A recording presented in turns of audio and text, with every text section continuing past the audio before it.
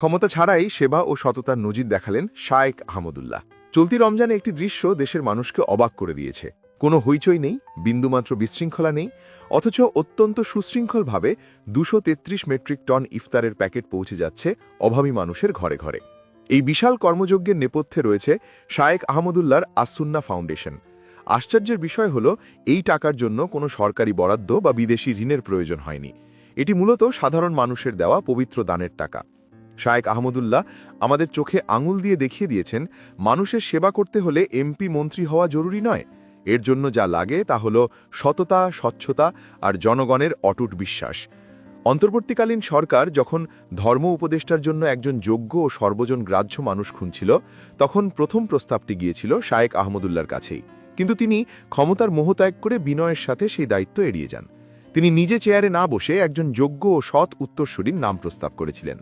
তারই পরামর্শে ড আফম খালিদ হোসেন দেশের ধর্ম উপদেষ্টার দায়িত্ব গ্রহণ করেন। আজ পেছনে ফিরে তাকালে মনে হয়, সেই সিদ্ধান্তটিই ছিল বর্তমান সময়ের অন্যতম সেরা ও দূরদর্শী সিদ্ধান্ত।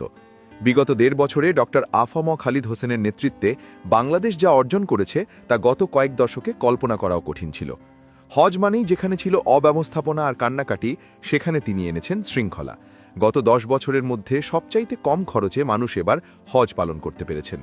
শুধু খরচ কমেনি, বরং হজের পর সাশ্রয় হওয়া প্রায় ৯ কোটি টাকা হজযাত্রীদের অ্যাকাউন্টে ফেরত দিয়ে এক অনন্য সততার নজির স্থাপন করেছেন তিনি, বাংলাদেশের ইতিহাসে যা এর আগে কখনো ঘটেনি। অতীতে হজযাত্রীদের এয়ারপোর্ট বা সৌদি আরবে এজেন্সির প্রতারণায় কান্নাকাটি করতে দেখা যেত, কিন্তু এবার দক্ষিণ এশিয়ায় হজ ব্যবস্থাপনায় বাংলাদেশ প্রথম হওয়ার গৌরব অর্জন করেছে। কোনো অসাধু সিন্ডিকেট এবার মাথাচাড়া দিয়ে উঠতে পারেনি। ধর্মীয় সংবেদনশীলতার দিক থেকেও এই সময়টি ছিল একটি অনন্য মাইলফলক।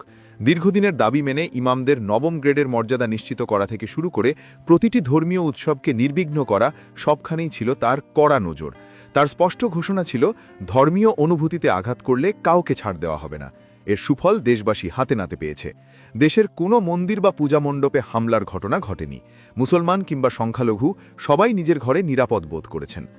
অনেকেই একসময় বাঁকা চোখে বলতেন যে হুজুররা কি দেশ চালাতে পারবে, কিন্তু ড আফম খালিদ হোসেন প্রমাণ করে গেছেন, দেশ চালানোর জন্য কেবল গাল ভরা ডিগ্রি নয়, বরং অন্তরের সততা আর জবাবদিহিতা সবচাইতে জরুরি।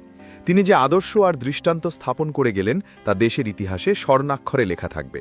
শায়েখ আহমদুল্লাহর জনসেবা আর ড খালিদ হোসেনের সফল প্রশাসনিক দক্ষতা আমাদের বারবার মনে করিয়ে দেয়, মানুষের জন্য কাজ করতে চাইলে পথ পাওয়া যায়।